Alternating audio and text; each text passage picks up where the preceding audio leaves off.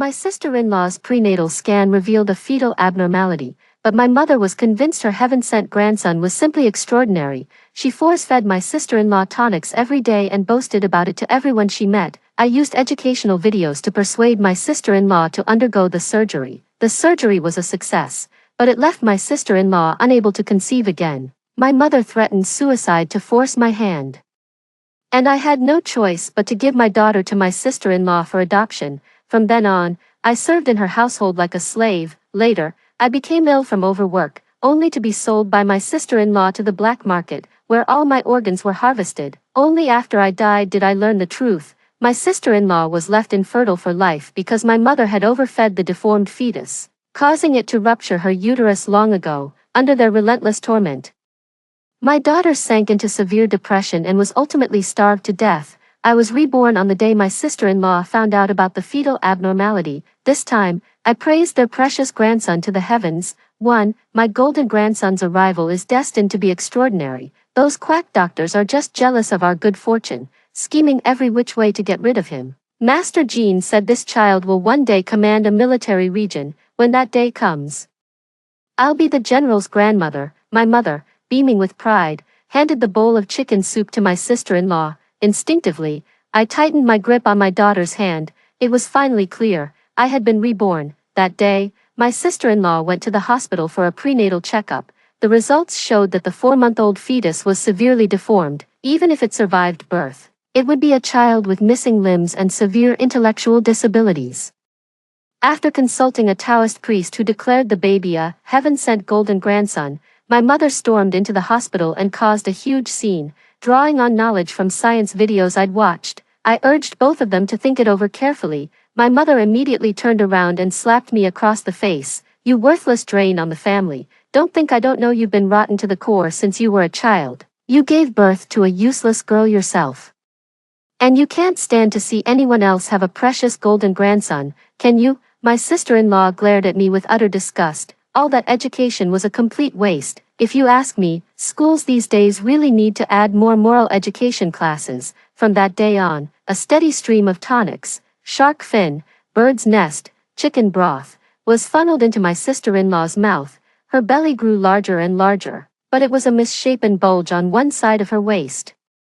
I couldn't bear to see her condition worsen, so I pulled out a series of educational videos. After discussing it with my brother, my sister-in-law went ahead with the surgery, keeping it from our mother. Even though I paid for a top specialist and arranged the best post-operative care, my sister-in-law still lost her ability to have children. My brother blames me for finding a quack doctor. My sister-in-law cried, saying that even if the baby was born with a disability, she could still have a second child. My mother beat me in disgust. You wicked bitch, if I'd known you'd be the death of my precious grandson, I should have strangled you at birth. She threw a fit, made a scene, and threatened to harm herself, forcing me to give my daughter up for adoption to my sister-in-law. Out of guilt, I agreed. The immense psychological blow left me in a prolonged state of depression. Yet they had no intention of letting me off the hook. Not only did they take all my savings, but they also sensationalized the story and posted it online to publicly shame me, went to my workplace to cause a scene and get me fired,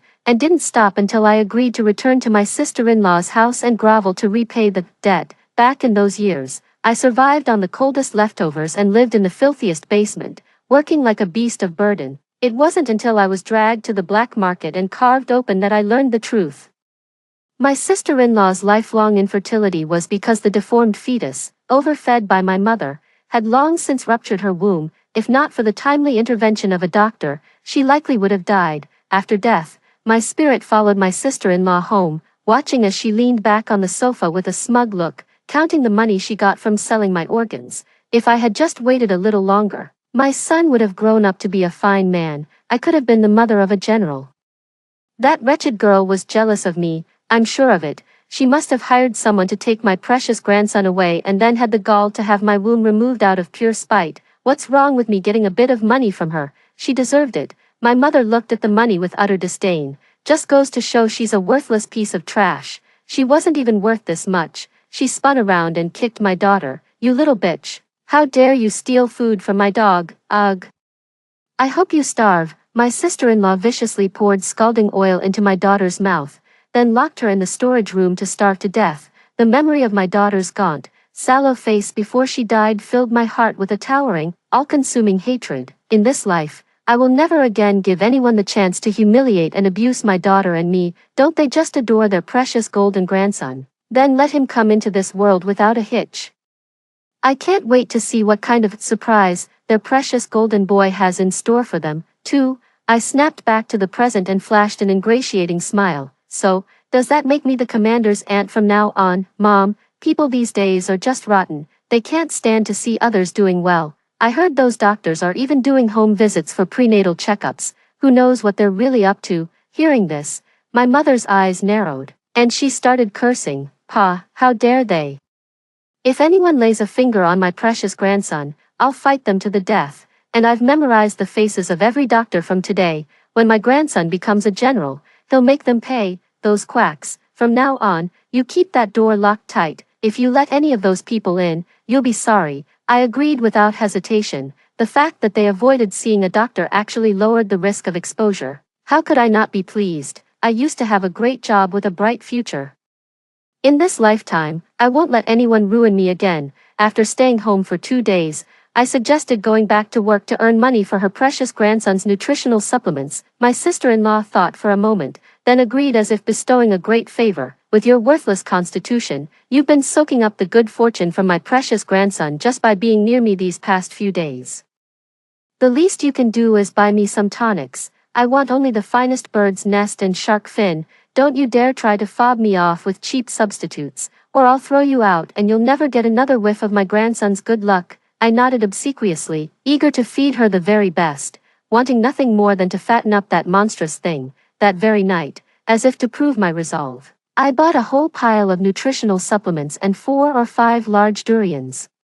They'd help her gain weight and nourish the fetus. I was determined to fatten that deformed baby up to 10 pounds.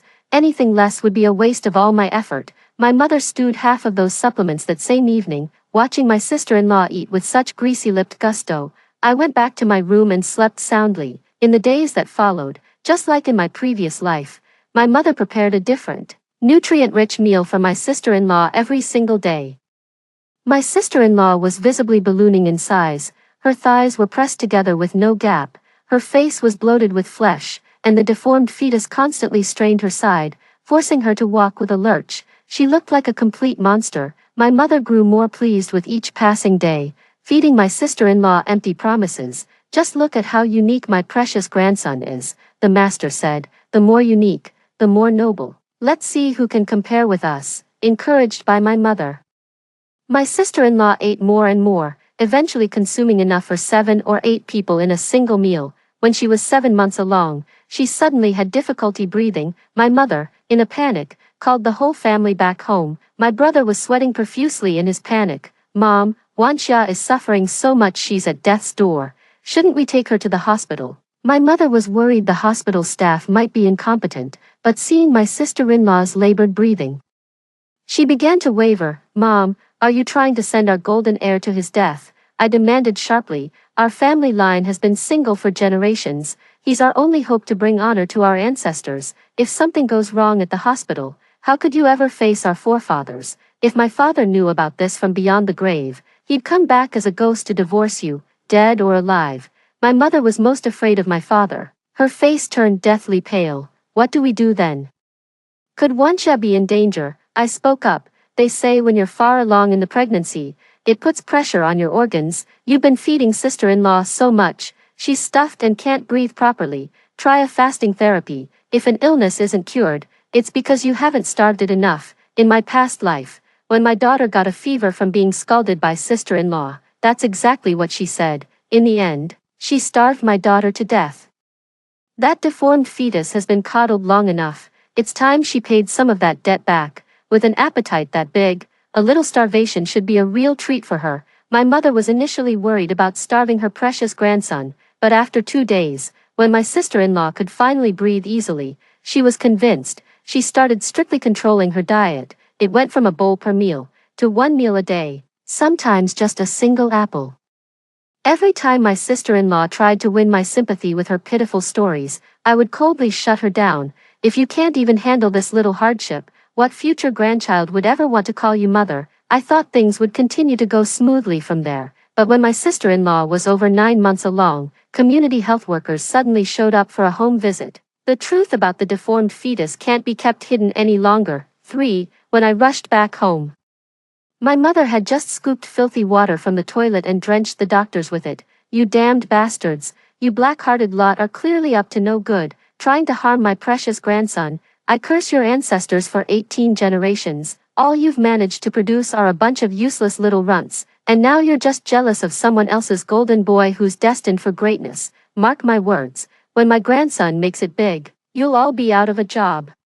The doctors recoiled from the stench, discussing whether to report it to their superiors or even call the police. I quickly stepped in to intervene. My mother is quite old and has waited a long time for a grandson, so she's bound to be a bit over the top. I understand how important the prenatal checkups are. Don't worry, I'll talk to them once they actually get to the hospital, or if the police get involved. There are certain things I won't be able to do. After calming down my mother and sister-in-law, I retreated to my room and frantically edited the video. The entire time, my mind was filled with the image of my daughter being force-fed hot oil by my sister-in-law. A few days later, when my sister-in-law was dizzy with hunger, I pretended to leave my phone on the dining table and slipped into the bathroom. The sound of the master's lecture soon echoed from outside, followed by my mother's gleeful, excited cackle. When I came out, my mother was heating a pot of scalding oil. She flew into a rage at the sight of me. The master said it takes 3 consecutive days of drinking hot oil to forge the golden bones of a precious grandson. How dare you keep this from me? I pressed my lips together. Mom, you can't trust everything you read online. You shouldn't believe it so easily. Pa, don't think I don't know what you're up to. You're just afraid that when your sister-in-law gives birth to a precious grandson, your own worthless girl will be completely overshadowed. Get out of my sight. If you ruin my grand plan, you'll be sorry.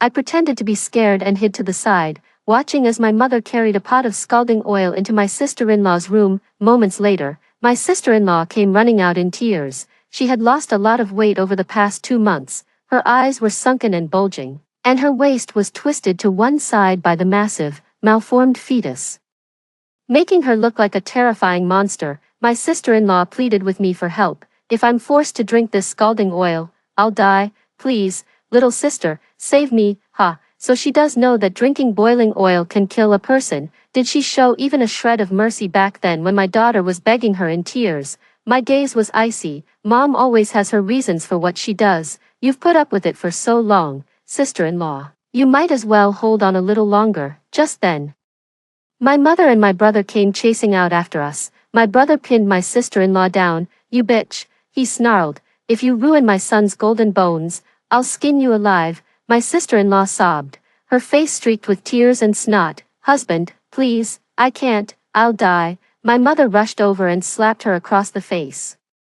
Then, she poured the scalding oil down her throat. You fool, she hissed. You almost ruined everything. The acrid smell of searing flesh instantly filled the room. My sister-in-law lay writhing on the ground, her scalded mouth capable only of emitting muffled, agonized whimpers. I stood there watching, my body trembling with a hatred born from the memory of my own daughter's suffering. All of this was nothing less than she deserved. For the next 2 days, as they forced the oil down her throat, I made excuses to leave, fearing I'd be caught in the backlash. My sister-in-law's mouth was a complete mess, festering and foul-smelling from the heat, filling the entire room with a putrid stench. The infection caused her to go into premature labor. My mother refused to let her go to the hospital, so she had to give birth at home, with my brother acting as the midwife. Her cries and wails were so loud that the hallway filled with neighbors. My mother thought they were all there to bask in the glory of her golden grandson, so she strutted out triumphantly to show off. Let me tell you, a grandson like mine is a once-in-a-millennium blessing. You're welcome to share in the good fortune, but you'd all better come back with congratulatory gifts and tonics. Otherwise, don't expect my precious grandson to bestow any blessings upon you. The neighbors stared at her as if she were a fool. Before their scornful words could even leave their mouths, a baby's cry rang out from inside the house. My mother, tears of excitement streaming down her face, rushed inside. My golden grandson, my precious golden grandson is here. For almost the moment she stepped inside, the baby's cries were drowned out by the whoops and hollers of my brother and his wife. The neighbors peered in curiously. My brother was holding a dark, formless lump. The thing had no hair, no eyes, just 2 holes for a nose. A gaping slit for a mouth, and it was born with teeth. It's a monster, Mom, a monster, my brother screamed. Mom went over to look and was instantly stunned. What is this thing? Where's my precious grandson? She pointed outside. Did you old hags use some witchcraft to make my grandson disappear? You damned bastards. Just because you can't have your own, you have to ruin someone else's family. Listen here. If you don't return my precious grandson, I'll sue you until you're penniless. The neighbors looked on with utter contempt. Are you delusional, precious grandson? You didn't even bother with a single prenatal checkup. If anyone was going to have a deformed baby, it was bound to be your family. Exactly. I kindly arranged for a doctor to do a home visit, and she had the nerve to throw sewage at them. Serves her right for ending up with a monster. Ugh. So that's how those heartless doctors found us. It was you old hag, wasn't it? Can't stand to see anyone else happy, can you? My mother let out a furious roar, lunged at the neighbor downstairs, and started a fight, all the while screaming at her to give her precious grandson back. My brother joined in and started throwing punches too. Someone called the police in the chaos, and the officers had my brother pinned to the ground the moment they arrived. My mother was so furious she rushed forward, pounding on them. You've got the wrong people, you've got the wrong people. It was them. They used witchcraft to swap my precious grandson. That's why we fought back. It was self-defense. Are you even real police officers? How dare you side with those villains to bully us, the victims? I'm going to file a complaint. I'm reporting you. The moment he heard the word witchcraft, the officer pressed for details. What witchcraft? My mother suddenly puffed up with self-righteousness. My daughter-in-law was carrying a golden grandson.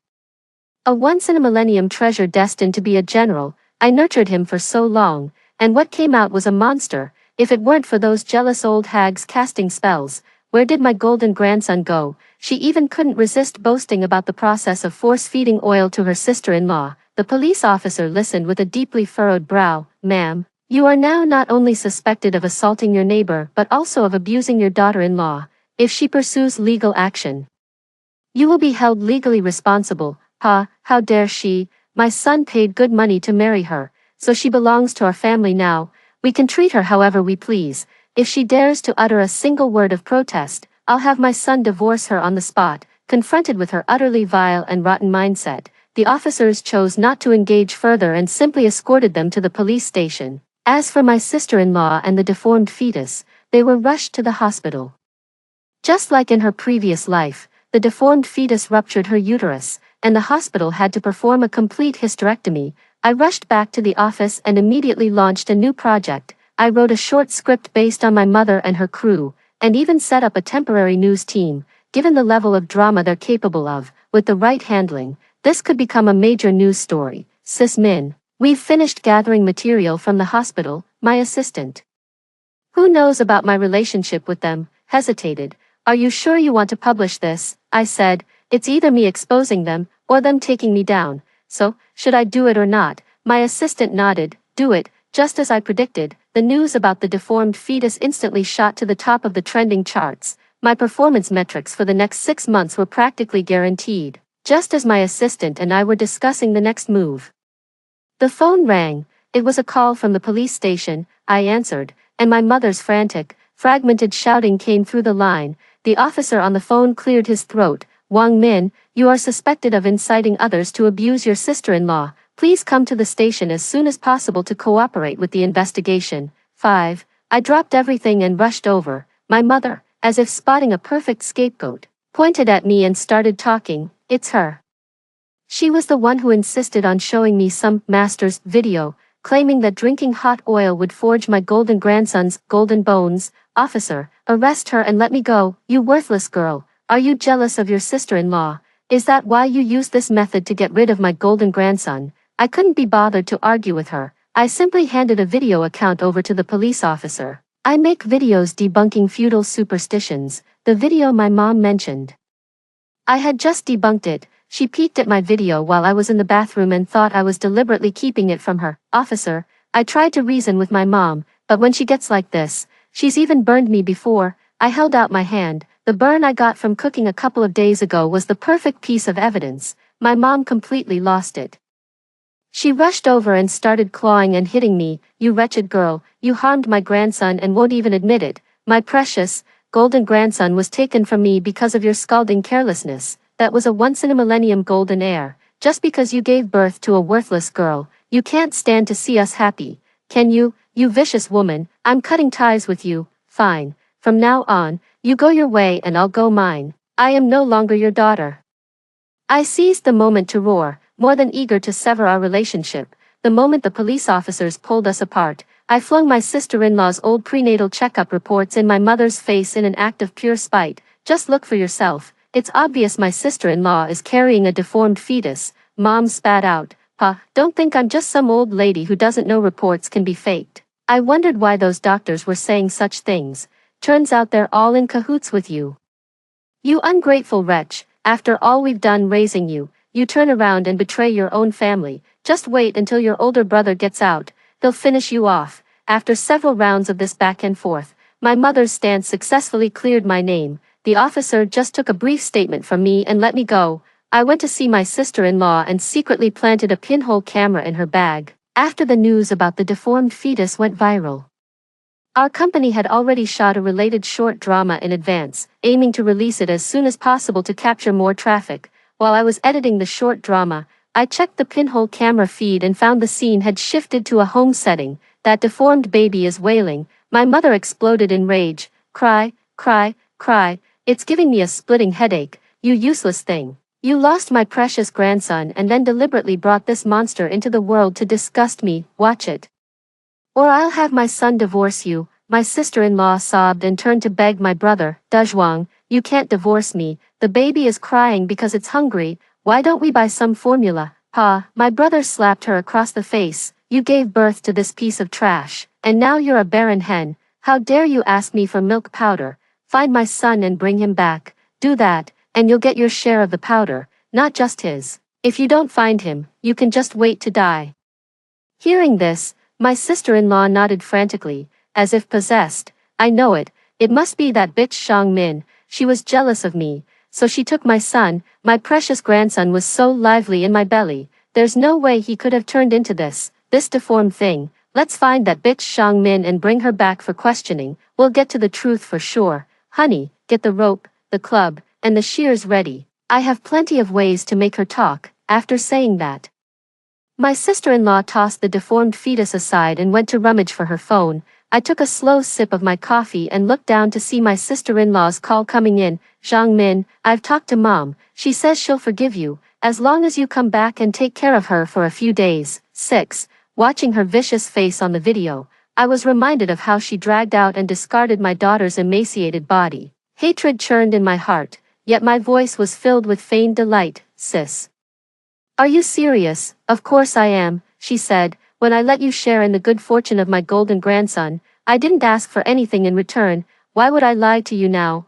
I let out a cold laugh, pretending to be in a difficult spot. Sis, I know you mean well, but I need to make money. The money I borrowed to buy you those tonics. If I can't pay it back, they're going to sue me. My sister-in-law was left speechless. After moving the phone away from her ear, she discussed it with my brother and our mother, and they decided to compensate me with money. My sister-in-law said with a haughty air, Zhang Min, I've always said that hard work is no match for being born well. Having a commander for a son is a lifetime of blessings, but for a born loser like you, that path is a tough one to walk. But sister-in-law, the child you gave birth to, is clearly deformed. My sister-in-law suddenly let out a sharp, piercing shriek. Don't talk nonsense. My precious grandson has just been harmed for the moment. Once I find a way, I can get him back. Anyway, I've sent you the money. You'd better come back soon, or when my son gets his official promotion, he might not acknowledge you as his aunt. I looked at the transfer notification and nodded repeatedly. A mere 50,000 is nowhere near enough, considering all I've done for them. He doesn't deserve a single penny of my hard-earned money. My assistant showed me the edit of the latest episode, then rather shyly brought out a new script. I just had a bit of inspiration. Minjia, do you think this could work? I looked at it, somewhat surprised, and my eyes lit up. Sure, if we make this script, it'll be even better than the company's version. I thought for a moment, how about you take the lead on it? My assistant looked hesitant, but I don't have the money to invest. I do, you provide the script. I'll provide the capital. And we'll split the profits 50-50. I immediately transferred 50,000 to her for the initial costs, using my brother's money to film my brother's story, and then giving the profits to my brother's sister. Now that sounds like a sweet deal. After finishing my own work, I started going over the script in detail with my assistant. Just then, my phone rang again. My sister-in-law asked impatiently, "Zhang Min, where are you? Why aren't you back yet?" I said quietly, "Sis, I got into a car accident right after leaving the office. It was my fault, and now they want me to pay for the damages. I'm trying to figure out the money, so I'm afraid I can't make it back." "What now? Why are you always causing trouble? How much do you have to pay this time?" I said, 80,000. My sister-in-law had learned a trick this time. "Let's just treat this as me and your brother borrowing from you. The interest isn't high, just 5%. You can write up the IOU when you get back." "All right then, thanks a lot, sis-in-law." The budget for a short drama isn't that high. Once that 80,000 hits the account, we can absolutely turn my assistant's script into a premium production. So when my sister-in-law called back, my attitude was completely different from before. Mom has favored sons over daughters her whole life. When has she ever had me in her sight? Next time you say something, sis, try to make it sound believable. My sister-in-law was stunned for a moment, then launched into a furious tirade. "You bitch, you never intended to come back from the start, did you? How dare you swindle my money? I'll have the commander shoot you dead one day." I sneered. "You'd better find the commander first." "You sound so sure of yourself. Is it because you're the one who harmed Jean's son?" "I knew it was you, you bitch. Give me back my Jean's son, or I'll have you thrown in jail." A sane person can never win an argument with a goddamn idiot. I hung up the phone immediately and blocked all of their numbers. I thought, if they would just leave it at that, the grudge from my past life would end here. But the next day, the three of them actually set up a funeral wreath at the entrance of our company. The deformed fetus, now dead, was laid out on top of it. My sister-in-law knelt on the ground, wailing. My brother was shouting at the company in trance, "Zhang Min, get out here, give me back my child's life." 7. It was the height of the morning rush hour, and a crowd immediately gathered, pulling out their phones to capture the drama. With more people watching, my mother grew even more emboldened, sobbing uncontrollably. With tears and snot streaming down her face, she began to speak.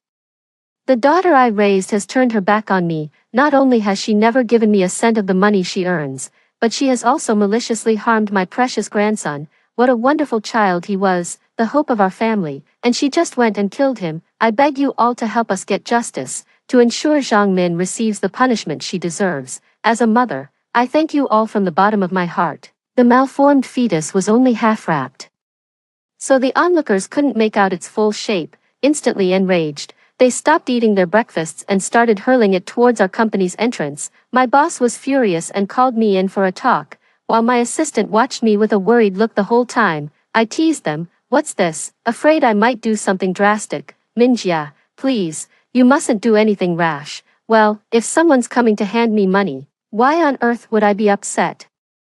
My assistant looked completely bewildered. I explained, "In our line of work, chasing trending topics, we're not afraid of controversy. The truth will out. Once you clear your own name, what's left is pure traffic. How much of that we can monetize depends entirely on our skill." How did I not think of that? My assistant was so excited she could barely string a sentence together. I tapped her head with a laugh. "What are you standing around for? Go out and shoot some footage. We need to speed up the filming and editing for the short drama. Let's try to get it done within 3 days." My assistant quickly nodded and got to work. My mom and the others made a fuss all morning, but, not seeing any sign of me, they eventually left. Perhaps on someone's shrewd advice, they created an account called The Victimized Family and cashed in on public sympathy, amassing a huge following. During this time, my personal information was doxed, and my company was dragged onto the trending list amidst a storm of criticism. I remained completely unfazed. I simply finished all my work with a calm focus before checking the home security footage. After failing to lure me back home yesterday, my brother immediately turned violent and beat my sister-in-law. "You idiot, you got scammed out of over 100 grand in just a few minutes. I'm starting to think you're in on it with that bitch. You bitch, I'm gonna fucking kill you." My sister-in-law sobbed as she backed away, shielding the deformed fetus in front of her. "It's grating, Ugly cries only fueled my brother's agitation. My brother actually grabbed the child and hurled it away, killing the deformed fetus on the spot. Then my mom came in and suggested pinning the whole thing on me, and after that, the story you just heard unfolded. I edited and saved the surveillance footage as evidence. After waiting 2 days to confirm the assistant's short film was finished shooting, I anonymously sent the evidence to the police station's email. That very night, while my brother and his crew were live streaming, the police showed up and took them away. The leak of words like intentional homicide immediately sparked speculation among netizens. I had my assistant release the materials, and my colleagues and classmates also started defending me online. Zhang Min often came to school with injuries, claiming she fell, but it was actually her mother who beat her. I was Zhang Min's neighbor. I often saw her mother giving her brother treats while only making her do chores. I used to work at the same company as Zhang Min. She earned a good salary, but she lived on nothing but plain steamed buns for every meal. Turns out, her mother was taking all her money. Someone even posted videos of my mother and my sister-in-law throwing their usual tantrums, alongside the video of the deformed baby scandal. When you put the two side by side, the truth speaks for itself. Public opinion about me did a complete 180, and it ended up giving the company a huge publicity boost. My boss was thrilled and promoted me 2 levels on the spot. My short drama rocketed to the top of the charts on every major platform the very night it premiered, raking in a fortune. On the night of the victory celebration, my mother suddenly showed up at my door. 8. She pulled me into a corner, took out a handkerchief, and dabbed at her dry eyes. My dear daughter, he's my only son, your only brother. How can you bear to see him go to prison? He's never known hardship since he was a child. How could he possibly sleep on those cold prison bunks and eat that coarse food? I let out a cold laugh. When you pinned this whole mess on me, did you ever stop to think that I might go to prison too? That I'd be the one sleeping on a cold bunk and eating coarse food? A girl like you was born to endure hardship. Even if you did go to prison, you could still make a life afterwards. But your brother is different. He's a man. If he goes to prison, what will people think of him? Her ridiculous logic was so infuriating it was almost laughable. So, what are you really here for? My mother declared without a hint of shame. You should go to prison in your brother's place. As for your assets, hand them over to me first. Once your brother's business takes off, we'll be sure to give you a cut later. Did you even think before you spoke? Even a fool on the street could hear how loudly you're scheming. My whole life, all you've ever seen is your son. Forget treating me like a daughter. Have you ever even treated me like a human being? If it weren't for raising me to serve your precious boy, you probably would have smothered me at birth. So, what makes you think I should take the fall for him? Are you worthy of that? Is he worthy of that? My mother said, because if you dare refuse, I'll go to your celebration party and make a scene. I'll make sure you lose your job. I'll turn your whole world upside down. You worthless burden. I'm speaking to you nicely as a courtesy. Don't mistake my kindness for weakness. I sneered. Fine, go ahead. Let's see if they don't pelt you with rotten vegetables. After the scandal broke, outraged netizens even formed a Justice League, targeting them, confronting them with thrown feces and eggs. My mother didn't dare show her face in public. After I left, she indeed didn't dare make any major moves. Thanks to the surveillance footage, the charges against my brother and sister-in-law were clearly delineated. She got 5 years, while he was sentenced to 18. My mom fainted on the spot when she heard the news. After that, she sold the house and the land. Even took out a huge loan from loan sharks to pull strings for my brother, only to get scammed into a fraud ring and vanish without a trace. After making a fortune from those short dramas about deformed fetuses, I left the company and started a studio with my assistant. My old job was good, sure, but it left me with too little time to spend with my daughter. I want to make up for my past life, to be there for my daughter as she grows, to watch her live a happy childhood, navigate her teenage years, and step into adulthood. 5 years passed in the blink of an eye, and my daughter has grown into a graceful young woman with sound values. After she got good grades at the end of the semester, I took her on a trip to Yunnan. My daughter really liked jade bracelets. Not trusting the prices in tourist areas, I asked a friend to take us directly to the jade market. The place was chaotic, crawling with organized beggars everywhere. I pulled my daughter away to keep our distance, but the moment we neared the jade wholesale stalls, a white-haired old beggar charged straight at us. Her matted hair covered her face, and she made guttural, incoherent sounds. Clearly, her tongue was gone. while frantically gesturing with a severed hand. I could clearly see a sharp knife concealed in the stump of her severed limb. My friend noticed it too and immediately had his subordinate drive the old beggar out. My daughter hid behind me. Mom, that beggar is so scary. I shook my head. It's not the beggar who's scary, it's that some people, no matter what they do, can't change their malicious hearts. Just like my mother, even reduced to such a pitiful state, she still has the mind to try and harm us. That shows you how truly vicious she is. I gathered my thoughts, bought my daughter a bracelet, and quickly left the area. The next morning, as soon as I got up, a friend called to tell me that the beggar from yesterday had died. I checked the news and found out she had been stabbed to death by a deranged woman, 25 stab wounds in total. Her neck was a mangled, bloody mess. No one knew who that woman was, but I recognized her instantly. It was my sister-in-law, just released from prison. You reap what you sow, evil begets its own retribution. The malice in their hearts sealed a grim fate for all three of them. The police quickly closed the case and, following procedure, sought the beggar's family to claim the ashes. I turned off my phone the instant I saw the announcement. She doesn't deserve it, and I won't be going either. Gazing at the sunset on the horizon, I felt an inexplicable sense of peace. My assistant's call came through just as the view was at its most beautiful. Congratulations, Min, your 300th short drama has hit #1. You're about to make a killing again. That's wonderful. Congratulations to you too. Behind me, my daughter's clear singing voice. Before me, a breathtaking view. The road ahead is bright, filled with nothing but promise. Story 2. As spring festival approaches, my husband and I are preparing to drive back to our hometown. On the day of departure, his childhood sweetheart hugged her dog, tearfully complaining she couldn't get a train ticket. My husband forced me out of the car. With the dog we're over capacity. Buy your own train ticket home. But he should have known. Train tickets were sold out long ago. My mother-in-law also grew impatient. Nora has a fever. How could you bear to let her go without a car? Watching the swirling snowflakes, I got out of the car decisively and took away all the New Year goods I had prepared. My husband scoffed. So petty. Who cares about these New Year goods? Take them away quickly. I smiled faintly. They didn't know that an extreme winter apocalypse was about to arrive. The New Year goods they looked down upon turned out to be life-saving treasures. Lux, Nora has a fever. And she's also bringing a dog. Our car is overcrowded. Find a way to buy tickets and go home. The husband's first love sobbed beside them. Drake, sister-in-law, please, I have a fever and feel completely weak. The mother-in-law said with pity in her eyes. You're perfectly healthy.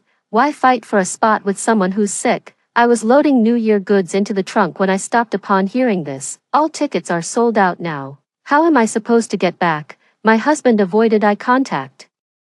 The parents are elderly. Nora has a fever. I need to drive. You'll have to make do, I sneered. Sure enough, their excuses were identical to those in my past life. I was reborn. When I opened my eyes again, it was the day of returning home for the spring festival. In my past life, my husband pitted his feverish white moonlight and insisted on bringing her back to our hometown. I disagreed and stood my ground, securing my rightful place. On the way home, we encountered heavy snow, and the temperature soon plummeted to -34 degrees.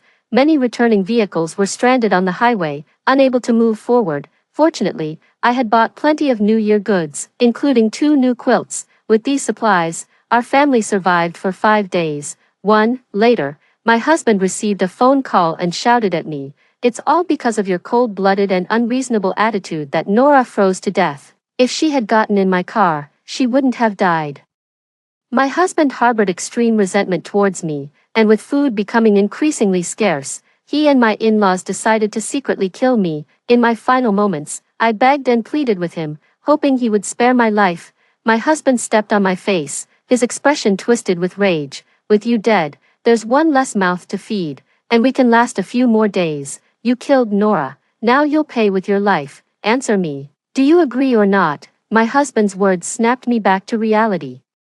I raised my head, watching the fluttering snowflakes, and an idea came to me. I agree to give up the spot, but since I bought the New Year goods, I'll keep them. Hearing my words, Nora laughed. Sis-in-Law, you're so stingy. It's just some New Year goods. The mother-in-law also chimed in. Keep it if you want. Who cares?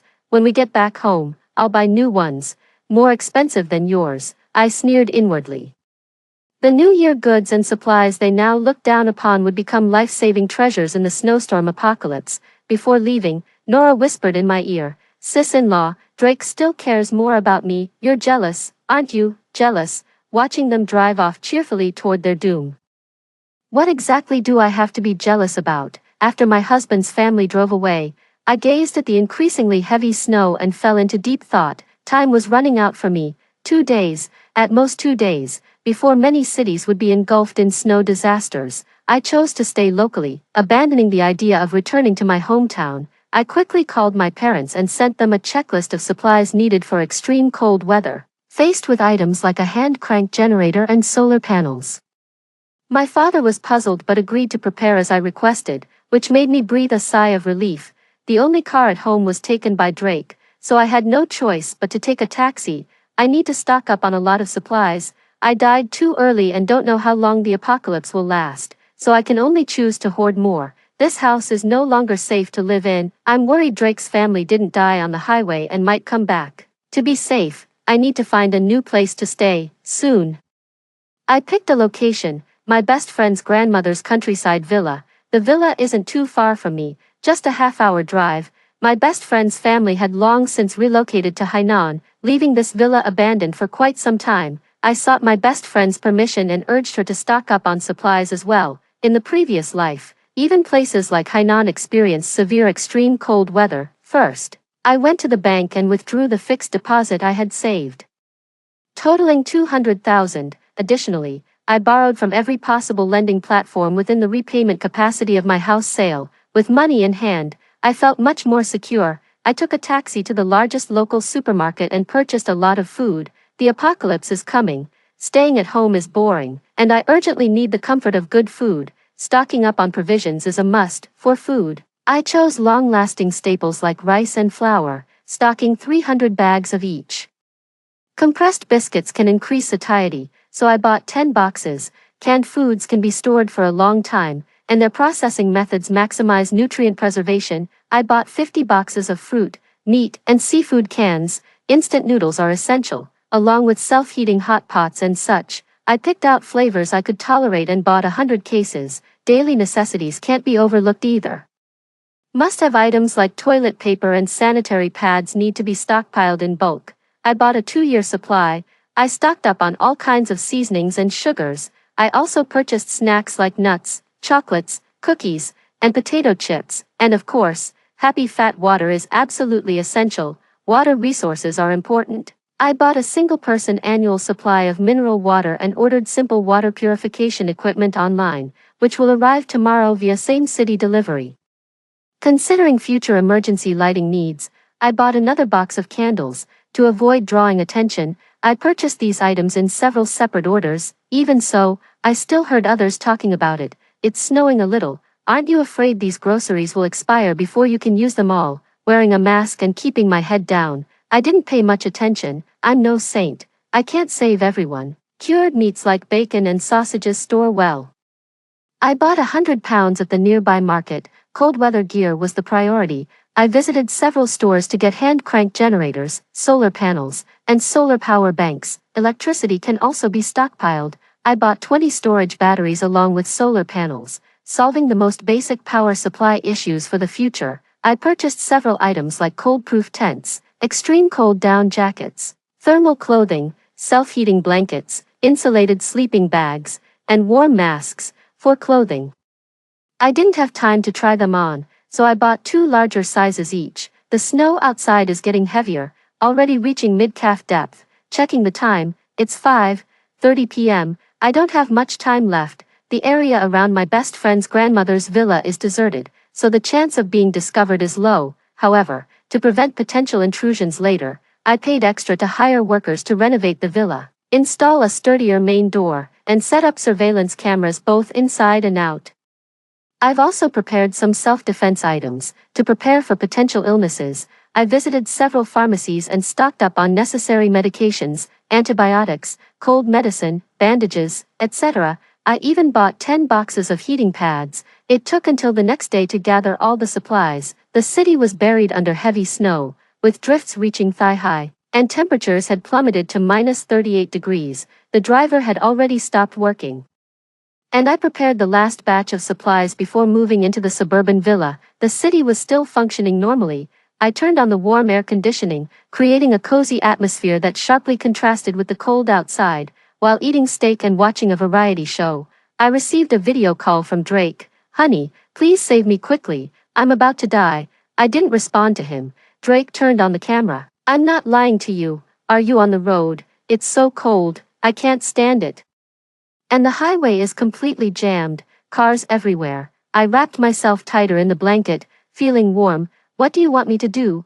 "I'll send you the location, come bring us some supplies, please," the mother-in-law was shouting from behind. "It's all your fault," insisting on moving the New Year goods. "Otherwise we'd have food and blankets." I snorted coldly. For the gifts to bring back to my hometown, I had prepared a trunk full of New Year goods, almost overflowing.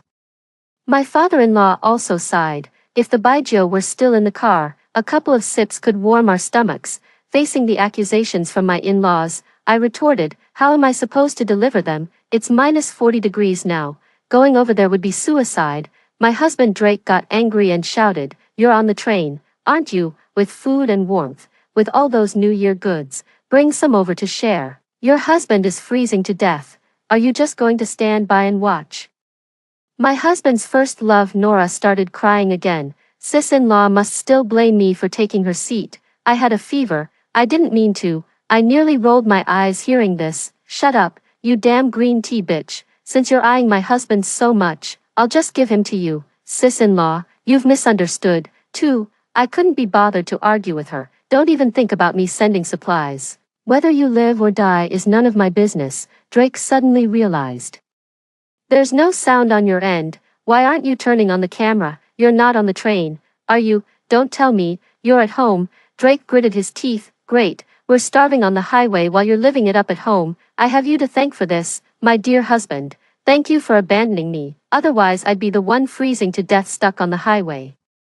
I watched as Nora's expression in the video gradually filled with regret. Yeah, back then she was the one begging insistently to get in the car and go back to our hometown together. I hung up the video call without hesitation. The TV news was broadcasting disaster reports from various regions. The snowstorm coinciding with Spring Festival left many returning travelers stranded on the roads, with a large number of passengers stuck at train stations. And today is Chinese New Year's Eve. On New Year's Eve in my past life, I was stuck on the highway with Drake's family, enduring the cold, only managing to eat instant noodle soup. My mother-in-law said I was the most useless in the family, only deserving some soup, while my husband wolfed down the instant noodles without a thought of sharing with me. But in this life, I've broken free from hardship, living in a warm room with a table set with 4 dishes and a soup. Happy New Year, I said to myself. I know that although order is currently normal, everything will soon spiral out of control as temperatures plummet. Snow disasters can be deadly. As the countdown to midnight sounded, the temperature dropped to -41 degrees. Opening the video app, I saw Drake live streaming. In his live stream, he accused me of standing by and watching his family freeze to death without lifting a finger. Many comments are accusing me. A wife like this deserves divorce as soon as we get home. Even if my husband and in-laws freeze to death, I'd crawl to deliver supplies. This wicked woman will get her karma. Such words cannot harm me in the slightest. Drake's lips turned purple from the cold as he tightly wrapped himself in a down jacket. In the video, a dark shadow flashed by. Then came the mother-in-law's shout. "Damn it, someone's stealing, help, catch the thief." Drake got out of the car to chase after them, but in the darkness, there was no trace left. He returned dejectedly, only to hear his mother-in-law exclaim loudly, "Half a box of instant noodles is all that's left, and they've been stolen." Even our only blanket was taken, with supplies already scarce. Drake was devastated. He turned his head and scolded the white moonlight. "Weren't you in charge of guarding the supplies? How could they be lost?" The white moonlight held the dog, her face pale. I don't know. He just came up and snatched them. Useless. I shouldn't have brought you along in the first place." Drake remained silent for a long time before speaking to the live stream. "Hey folks, my wife likes to hoard stuff. We've got plenty of supplies at home. I'll give you the address. You can come pick them up and just bring me a little in return, okay?" Shortly after, I received a message from Drake. "Don't blame me for being ruthless. You're the one who wouldn't save me. Soon enough, someone will come to take your supplies, regretting it now. I didn't reply and simply blocked him. On camera, Drake said confidently, "Honey, you brought this on yourself." In the home surveillance footage, someone pried open the door lock, entered like robbers, and swept away all the belongings. Several more groups of people came in waves afterward. I felt terrified afterward, grateful that I wasn't at home and had found another place to stay. Otherwise, no matter how many supplies I had stockpiled, they would have been looted. On the third day of the Lunar New Year, the entire city's water supply was cut off, plunging the whole place into panic. Online, news spread about the extreme cold and snow disaster. Some had already died due to insufficient supplies. On the fourth day of the Lunar New Year, the city lost power, paralyzing the internet. Fortunately, I had bought a radio in advance and could still catch some news updates. The impact of the power outage was too severe, without heating equipment. The indoors felt like an ice cellar. My solar panels, battery storage, and other equipment came into play. I moved to a small bedroom where the smaller space could be heated more quickly. My solar thermal panels had enough power to run the air conditioner. With the right inverter converting DC to AC, I happily enjoyed warm air from the AC again. The cold outside seems irrelevant to me. Here in this bedroom, I'm enjoying ice pops, sipping cola, and munching on a bag of chips, utterly content. Sudden cold weather makes one prone to illness. To boost immunity, I've supplemented with vitamin C and D. Before the snow disaster, I stockpiled some dehydrated vegetables. The fresh vegetables only lasted a week's worth and will soon be gone. However, I've prepared vegetable seeds. It's a pity there's no suitable condition for planting now. We'll have to wait and decide later based on circumstances. The 6th day of the Lunar New Year is my birthday. I simply made myself a birthday cake and prepared a sumptuous lunch: braised pork ribs, boiled meat with spicy sauce, garlic-flavored oil wheat vegetables, oil-simmered prawns, and winter melon meatball soup, along with opening a bottle of red wine. After eating and drinking to my heart's content, I turned on the surveillance equipment. With the power cut, Drake couldn't live stream anymore. To keep tabs on his movements, I had to rely on the listening device. Before New Year's Day, I suspected Drake might be cheating, so I installed a listening device in the car. Later, when nothing unusual was found, I set it aside, never expecting it would come in handy now. I heard a burst of arguing. I was somewhat astonished that they could persist for 7 days under such extreme conditions of food and clothing scarcity. Drake said weakly, "I have a fever, I'm dying. What should we do without medicine?" The mother-in-law comforted, "Our son will definitely be fine. Your father has already gone to find medicine for you and will be back soon." After what felt like an eternity, the father-in-law returned. "Old man, why are you covered in ice and blood?" "You're covered in blood. I managed to grab 2 fever-reducing pills for our son. Take them quickly, Dad. Wake up, please." "Old man, you can't die. What will I do if you're gone?" The father was stabbed in the abdomen while trying to seize fever-reducing medicine for his son, combined with extreme cold and hypothermia. He passed away. After taking the medicine, Drake's fever subsided quickly. The supplies in the car were all looted later, but there's almost nothing left. 3. The situation on the highway is getting increasingly tense, descending into complete chaos with people scrambling for supplies, fighting each other, and wailing everywhere. Faced with his father-in-law's departure, Drake didn't care. "One less person means we can last 2 more days." His mother-in-law slapped him. "Are you even human? That was your own father." Drake pushed his mother-in-law to the ground. "Why didn't you stop Lux from taking the New Year's groceries? If they'd stayed, we wouldn't have had to go out and steal. It's all your fault." Drake shouted, "It's so cold, we'll run out of food soon, we're all going to die." The mother-in-law couldn't believe her son would shift the blame onto her, crying out, "You're so heartless." Nora suddenly spoke up, "Drake, I have a way to solve the food shortage problem we're facing now." Drake eagerly asked, "What is it?" "I'm about to faint from hunger." Nora leaned close to Drake's ear and whispered, "Trick your mom into leaving. With one less person, we can naturally hold out a few more days. But she's my own mother. The child in my belly is your own son. Could you bear to starve us both to death?" After a moment of hesitation, Drake agreed. After a while, he clutched his neck uncomfortably. "Mom, I can't breathe. I think I'm having an allergic reaction." Drake is allergic to peanuts. Over the years, he's been very careful with his food and has hardly had any allergic reactions. Sure enough, His mother-in-law was very worried. Son, don't scare me. Was there peanut in the cookies you ate at lunch? Wait here, I'll get your medicine. Maybe there's some in another car. With that, the mother-in-law stumbled out of the car. Nora quickly closed the car door. Don't blame me, Drake. I'm doing this for our son. A long time passed. So long that I thought my mother-in-law had died outside. When knocking sounds came from the car door. Son, open the door. It's so cold outside. Hurry and open the car door. The mother-in-law pleaded desperately. Son, say something quickly. Don't abandon me like this. Then came Drake's gloomy voice.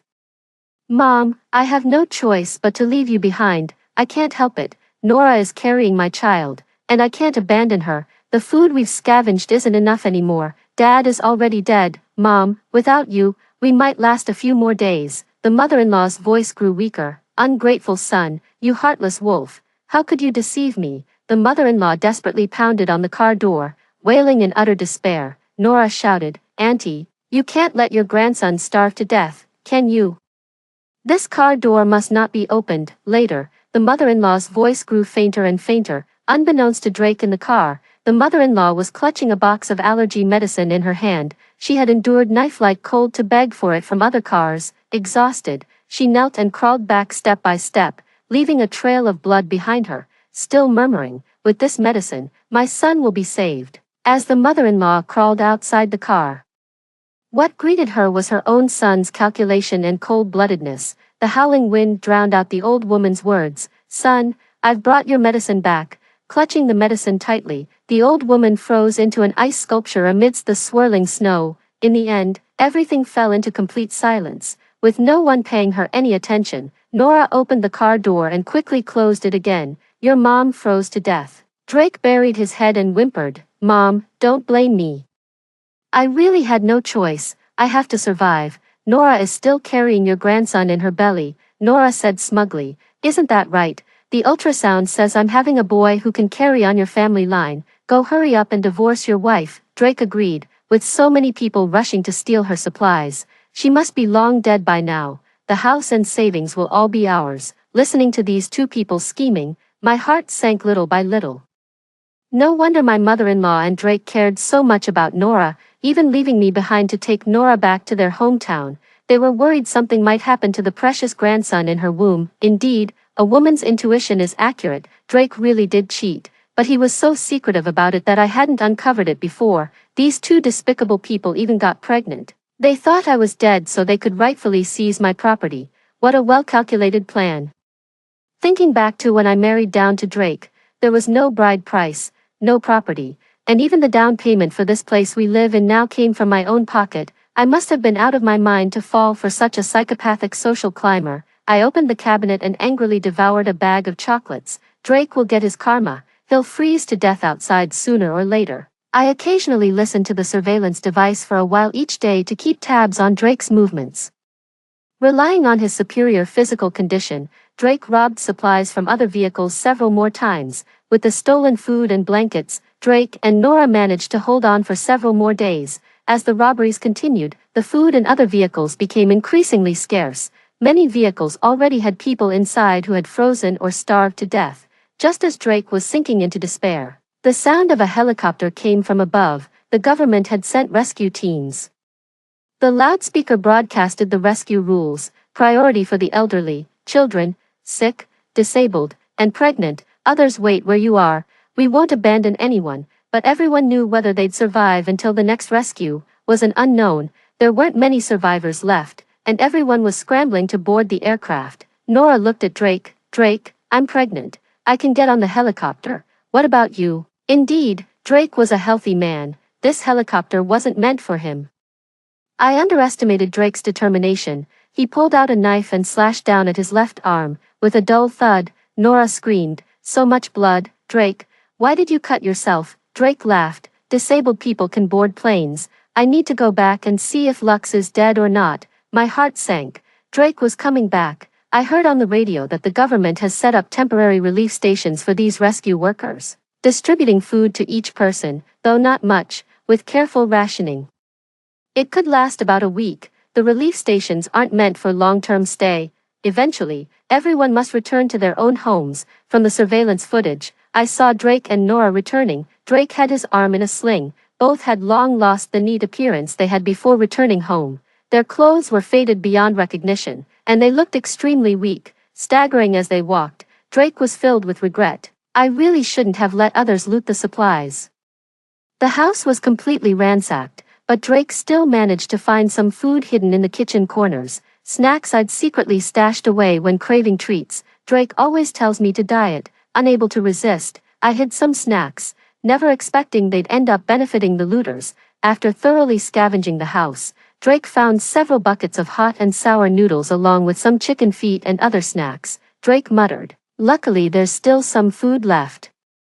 We can hold on a bit longer, it'll be fine once the snow stops." Nora asked uncertainly, "Will the snow really stop?" Drake shivered as he wandered around the house. "Lux definitely hasn't come back. She must have taken shelter somewhere else." The city's power grid was briefly restored for an hour. Seizing the opportunity, Drake video called me during this time. I readily accepted and pointed the camera at the dining table. Compared to the food on my table, Drake's meal looked pitifully meager, his face twisted with jealousy. "Lux, you live in abundance while I, your husband, suffer. How heartless." "Husband, when another woman carries your child, I'd rather not have such a husband." His expression changed. "You already know everything." "Yes, I figured it out. Actually, I could take you in. But Nora, this mistress, I can't stand the sight of her." Drake glanced at Nora and remained silent. I continued, "Here you can enjoy air conditioning and plenty of food." "Drake, when you kicked me out of the car, you never imagined you'd encounter a snow disaster, did you? It's a shame you're still alive. The heavens must be blind." Drake gritted his teeth, enduring my taunts, then humbled himself. "Lux, I regret it now. I finally understand that you're the one I love most. Nora and I were just putting on an act. Give me a chance to make it up to you." "Okay, I'll think about it." After saying this, I ended the video call and opened the surveillance feed. I deliberately gave Drake hope. Only this way would he turn against Nora. Scumbag man and despicable woman, I won't let either of them off. As for the child in Nora's womb, I'm not that saintly. The child isn't innocent. It's the product of their affair, a symbol of sin itself. Sure enough, Drake wavered. After all, in the video, my table was laden with sumptuous food, the house stocked with supplies, and in sub-zero temperatures. I actually had air conditioning. This was lethally attractive to Drake. Nora, unaware of the situation, kept complaining about intense fetal movements and demanded food, saying she was starving. Drake roared, "Your appetite is getting bigger and bigger. We only have this much food left, which can last at most 3 or 4 days. If we don't save some, we'll starve sooner or later. What are you arguing with me for? I'm carrying your son." A few days later, when the Lantern Festival arrived, Drake's food supplies ran out. The outside temperature had already dropped to -50 degrees. Going out would be suicide, and both of them knew this well. Beginning to panic. "What should I do? I don't want to die." For Drake gritted his teeth. "There must still be survivors in this building. Let's go loot." Just like on the highway, with the spring festival approaching, many people chose to return to their hometowns for the holidays, so very few remained locally. As far as I know, there might only be 3 or 4 households left in the entire unit. Drake draped the thickest quilt from home over himself, grabbed a kitchen knife, and went out. Before long, he returned home, carrying the stolen food in his hands. Drake robbed a divorced mother and daughter on the 3rd floor. Seeing the bloodstains on his sleeves in the video, my heart skipped a beat. Nora also realized. "Don't tell me you've..." Drake snapped. "Shut up, we need to find a way to survive." That mother and daughter downstairs had plenty of supplies, even some hand warmers. They feel quite warm when stuck on. There's so much stuff, it'll take me several trips to move it all. Though Drake didn't say it outright, I already understood the fate of the mother and daughter downstairs. I silently saved this video. On the 25th day of the first lunar month, the snow stopped, and the temperature surprisingly began to rise, quickly returning to -15 degrees. This was the range where humans could live and move about, but Drake and Nora managed to survive by relying on the supplies from the mother and daughter downstairs. It's just that the extreme cold of this snow disaster terrified everyone. There were still very few pedestrians on the roads, and the supermarkets never reopened. The apocalypse is far from over. After the snow disaster, the next thing to strike will be extreme heat. On the 4th day of the snow disaster, I had a dream. In it, after the extreme cold ended, endless daylight arrived, with temperatures continuously rising until they soared to 55 degrees. I wasn't sure if the dream was real, but as events unfolded, I realized that extreme heat was indeed coming. Fortunately, I had prepared thoroughly when stockpiling supplies. The villa is well stocked, and I also purchased power generation equipment. Enough to cope with this heat disaster. 2 months. I need to hold on for 2 months. As the snow disaster ended, the city's temperature gradually rose, until the indoor heat surpassed even that of central heating. People temporarily shook off their grief and returned to normal life. While Drake managed to secure some supplies, Nora breathed a sigh of relief. Drake, with these things, we have nothing to fear. Drake grew increasingly uneasy. No, the apocalypse is far from over. The winter temperatures being this high, it's not right. As the temperature kept rising, he finally packed all the food in the house and sneaked away at midnight. Watching Drake's figure in the video, I clapped my hands. He's finally here. On Valentine's Day, February 14th, Drake appeared outside the villa. The temperature suddenly rose at night, reaching 49 degrees. The sun remained high in the sky even at dawn, and the entire city lost its night. Drake dragged along blankets and food. His lips chapped, his entire body drenched in sweat. I had doubled the height of the villa's walls and installed high-voltage wires, making it impossible for him to climb over. Drake came prepared, holding a loudspeaker. Lux, I was wrong. Forgive me. For the sake of our marriage, let me in. I'm dying of thirst. Haunted by the snowstorm trauma, Drake had stockpiled only winter supplies, now useless and absurd in this scorching heat. I stood behind the fence. How did you find this place? In the video, I spotted the osmanthus tree in the yard. You'd mentioned your friend's countryside villa on Lepying Road had one. This was the only villa here. You're quite clever, Drake pleaded desperately, and after a while, the gate creaked open. I opened the villa's gate for Drake. It's cool in the room, I said. Drake quickly darted inside and ran into the villa's room. The room's air conditioner was blowing cold air, creating a refreshing atmosphere. Drake greedily inhaled the cool air, took ice cream from the fridge, and sighed. Lux, you've actually stockpiled so much stuff. In the apocalypse, this is pure comfort. I could clearly see the greed in his eyes. I said softly, since you've returned from your wrong path, I forgive you. Let's live here together. Drake slowly approached me with a cold smirk. Together, Lux, you're so naive. This villa will be mine from now on. As for you, just die. He suddenly pulled out a fruit knife and lunged at my abdomen. Then froze in shock. Seizing the moment, I kicked his knife away and smashed a nearby vase against Drake's head, knocking him out instantly. I patted my abdomen. Thankfully I'd prepared in advance by wearing 2 layers of body armor. When Drake woke up again, he was locked in a cage in the basement of my villa. He struggled, cursing non-stop. I laughed and said, didn't expect that, did you? I deliberately leaked the villa's location to you just so you'd come looking, because I need to make sure you don't survive past the end of the apocalypse. Someone like Drake actually managed to cling to life until the snow disaster ended. I'm genuinely afraid he might even endure the scorching heat. In that case, might as well deliver him right into my hands. I didn't kill him. Death would be too merciful. I'll make him beg for death but find none. Before long, the extreme heat ended. Cities returned to normal, but the apocalyptic weather had already claimed countless lives. Nora reportedly starved to death after Drake absconded with the supplies, and my husband Drake went missing after the apocalypse ended. I provided the police with a video showing Drake attacking me at the villa, where I hit him with a vase. I tearfully told the police I was terrified after hitting him. Then Drake ran away and hasn't returned since. Drake filed a missing person report, but he hasn't been found for a long time. During this time, I started selling supplies to the outside. Currently, all types of items are under purchase restrictions, as everyone fears extreme weather like heat waves or snowstorms might strike, leading to frantic stockpiling of supplies.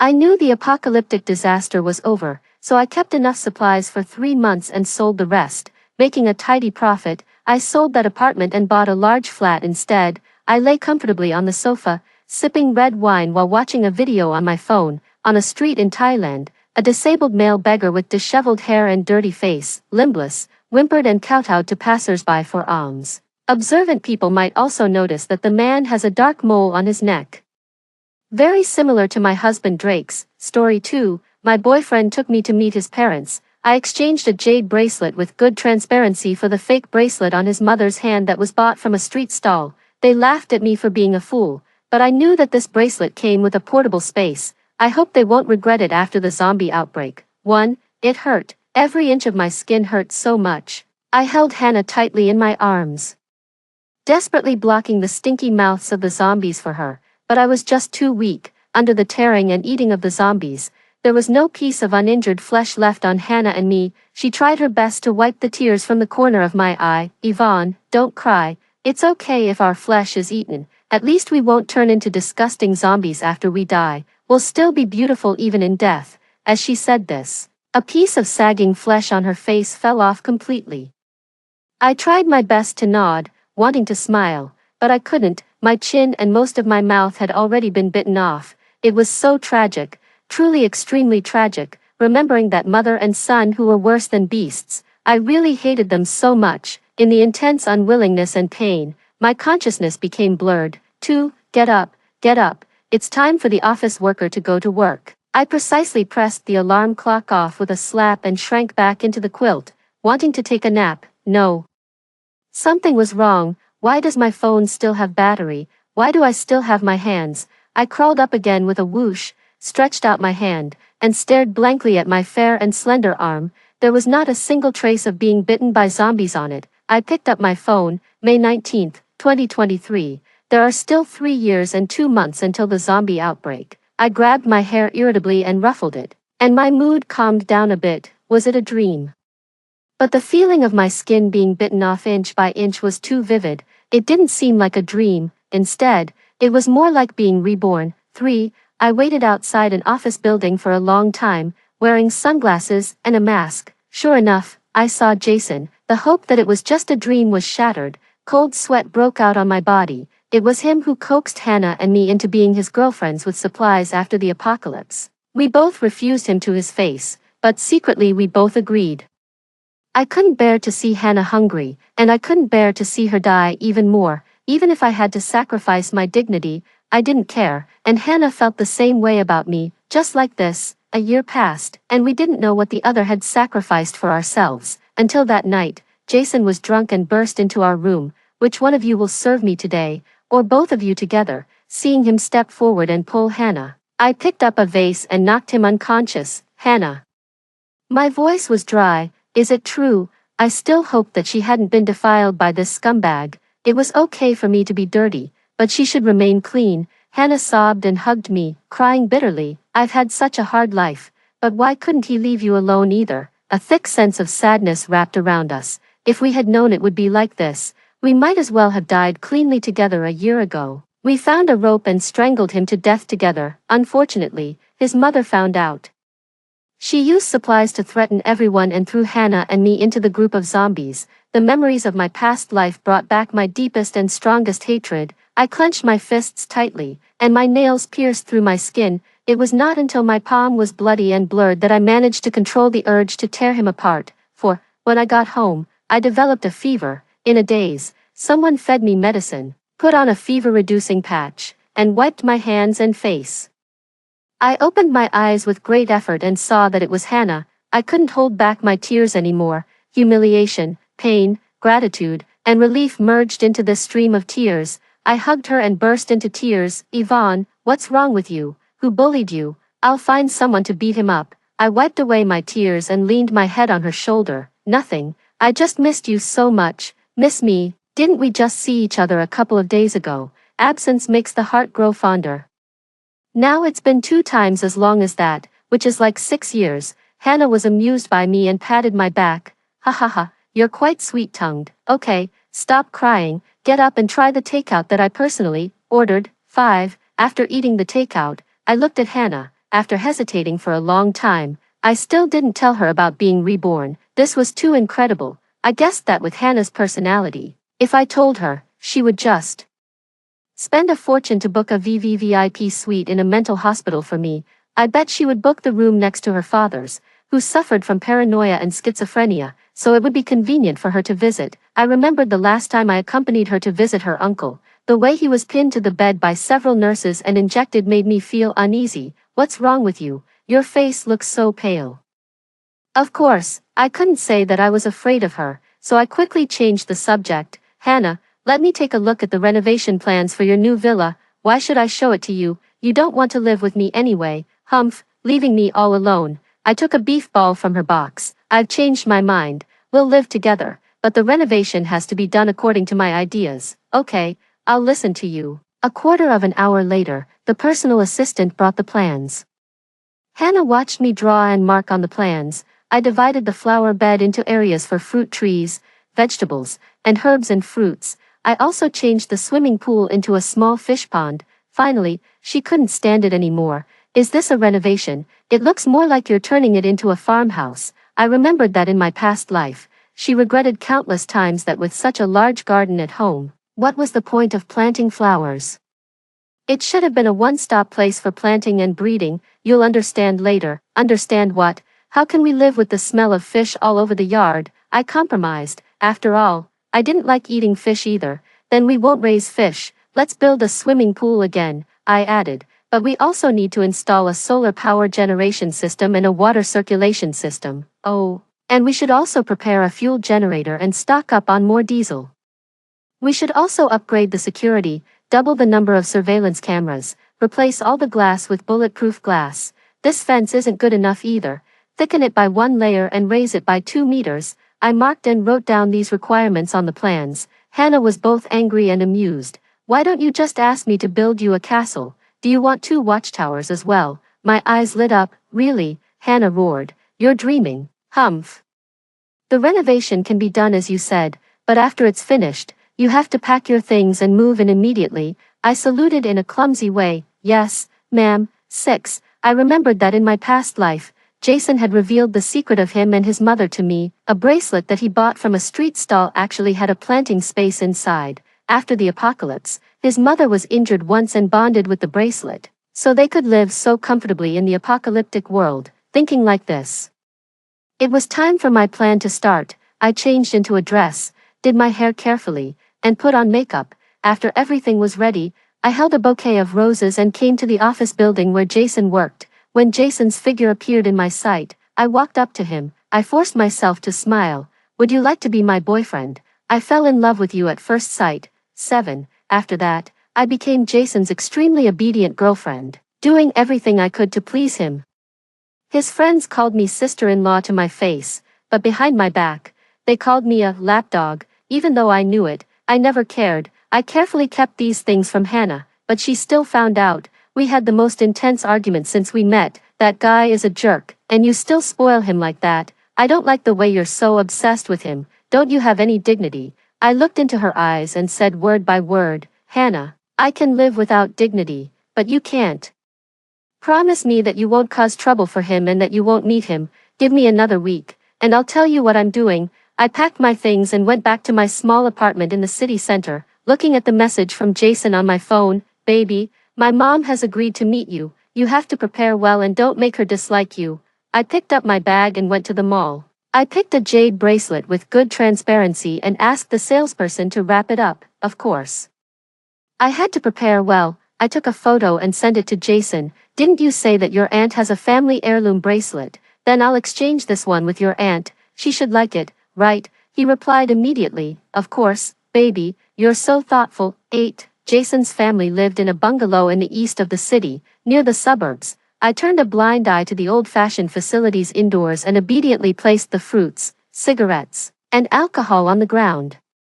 Jason's mother had high cheekbones and mean-looking eyebrows and eyes. It was truly the case that one's appearance reflected one's character. At this moment, she was smiling amiably, but it made me feel nauseous because I knew her true nature. She put the fake bracelet that she had prepared earlier on my hand. Yvonne, I liked you the moment I saw you. This bracelet is our family heirloom, and I'm giving it to you. After saying that, she stared intently at the small bag on my hand. I sensibly took out the jewelry box inside, opened it, and handed it to her. Auntie, this is for you. Do you like it? Yes, I like it so much. This is definitely not a fake from a street stall. She quickly covered her mouth and looked at me nervously. I just pretended not to hear. My phone rang at the right moment, and I pretended to answer it. Doctor, what's wrong? Has my younger brother been admitted to the ICU again? Do I need to pay the medical fees again? Jason looked at me in confusion.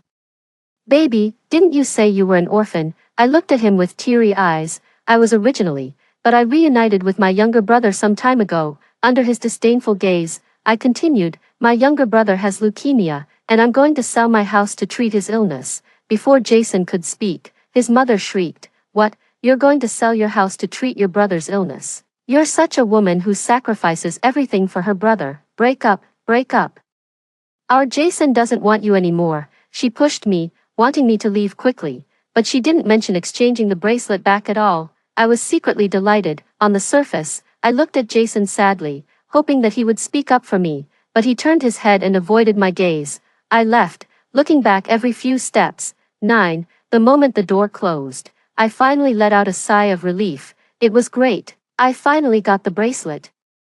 I couldn't wait to take out an eyebrow trimmer and made up my mind to cut my finger. Seeing the blood beads well up, I quickly placed my finger on the stone bracelet, trying not to waste a single drop of blood. A strange scene appeared. The bracelet absorbed all the blood from my fingertip and turned into a small red mole that grew on the wound of my fingertip. I stroked the small mole, and the scene in front of me reversed. What I saw in front of me was no longer my small room. Instead, it was a vast expanse of black soil, with several streams of different thicknesses crisscrossing through it. It was so great. The uneasiness in my heart was completely dispelled by what I saw in front of me. My legs went weak, and I knelt down on the ground. I was really afraid that it was just a joke, or that this wasn't the bracelet. Then all my efforts in the past few years would be in vain.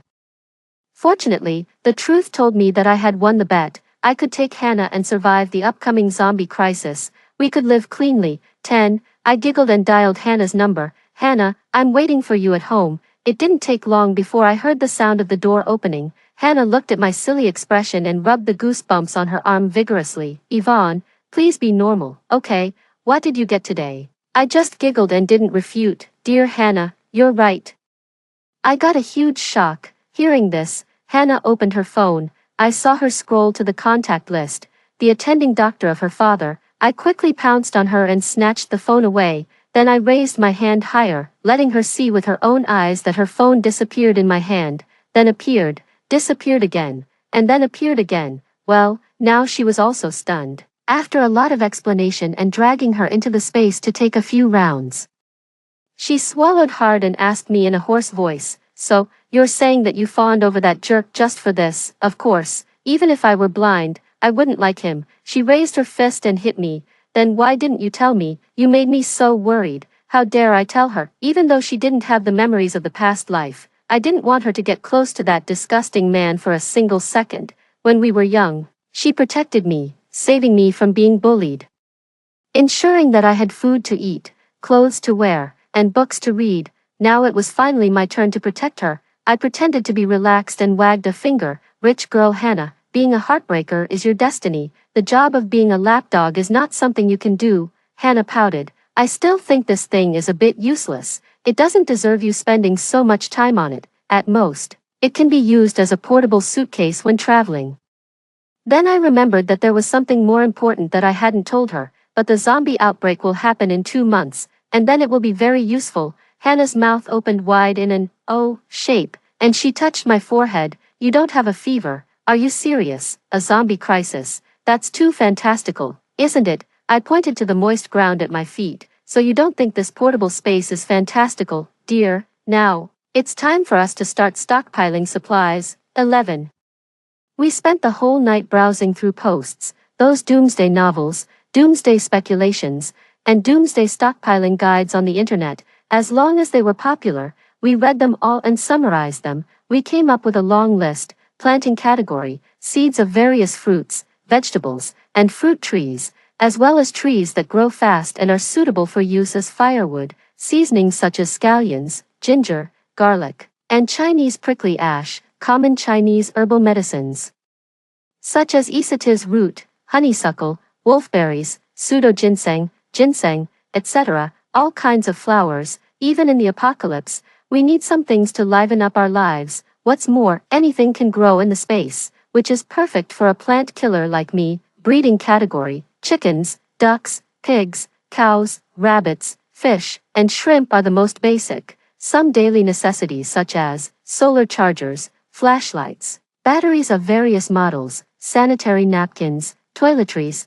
skin care products, rice, flour, cooking oil, frozen food, frozen meat, a wide variety of snacks, medicines, barreled water, etc., all kinds of books, movies, TV dramas, variety shows, and other cultural and entertainment works. There were also some knives, crossbows, bulletproof vests, etc., that could only be bought through special channels.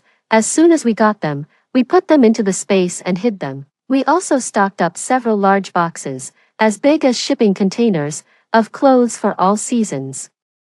We modified several cars and stocked up enough gasoline, just in case. She also hired someone to add an extra layer of enclosure around the villa. A basement was dug, and there were 3 passages for entering and exiting it. The basement was divided into 6 or 7 rooms. One of them served as our resting place at night. A large room was turned into a cold storage to store all kinds of frozen meat. There were 2 other rooms. She didn't say what they were for, but I guessed they were reserved for her father and mother. As for the others, she said it wasn't expensive, so it was better to dig more and leave them available. Well, I'll try my best to understand the thoughts of a wealthy woman. All the doors in the villa were also upgraded. It was really a generous move. Finally, she even built 2 watchtowers that we had jokingly mentioned before. Now the villa really looks like a castle. I reminded her again that we might as well dig up all the fruits and vegetables in the yard and change it back into a flower bed. In the apocalyptic world, if there is a yard with strict security measures, if it is full of fruits and vegetables, there will surely be many people who want to break through the security and get in. But if it is planted with some useless flowers, basically no one will have such thoughts. To put it bluntly, it is to confuse those survivors. Although the 2 layers of 6-meter-high enclosures now block the yard tightly, we also need to guard against the possibility of someone using drones or something similar for detection. As for my small flat in the city center, Hannah asked me if I wanted to sell it at a low price in advance. I smiled cunningly. Don't worry, I've already figured out how to deal with it. Jason has been eyeing that house for a long time. Of course, I have to leave it for my dear boyfriend. In my past life, Jason had always lived in a bungalow in the east of the city. The population there was sparse, so he was able to escape the most dangerous situation in the early days. After that, relying on the continuous output of food from the space his mother had, he organized a large number of people and safely reached the villa in the suburbs. Now, he is going to live in the most densely populated area of the city. I wonder if he can still stay safe. 12. Hannah rented several long empty factory buildings in a village outside the city. This is an industrial town with many factory buildings. It is very normal for trucks to come in and out. In order to keep it secret, she didn't use her family's connections. Instead, she was afraid that she didn't have enough money, so she came up with various pretexts to take out all the money she had saved in the family. I asked her how much money she had, and the wealthy woman replied, "An amount that can't be used up in a month no matter how you spend it." I searched for the contact information of various suppliers on the internet and placed orders for truckloads of goods. Then I put the items into the space in the enclosed warehouse. With the help of money, it only took us 5 days to stockpile enough daily necessities for the 2 of us to use for 50 years. In addition, the space can continuously produce more supplies. Even if we live to be 150-year-old monsters, we don't have to worry about running out of food. After ensuring the most basic necessities, we quickly retreated and moved to the factory building in the neighboring town, which was filled with various fruit trees and flowers we had purchased. With a long sigh, we resigned ourselves to putting all the items into the warehouse and then started planting them on the planned land. When the alarm clock rang to remind us to take a rest, we had only planted about half of them. Hannah and I sat on the ground. I raised my hand and pointed into the distance. "Empress, look, this is the country I've conquered for you." Hannah got into the role immediately and smiled shyly. "Your servant thanks your majesty." 13. When we came out of the space after having enough rest, my phone kept ringing. When I opened it, I saw that they were all call reminders from Jason. Hannah snatched the phone and was about to block him, but I quickly stopped her. "Okay, don't be angry. I kept his contact information because I want to play a trick on him." I called him back, and he picked up immediately.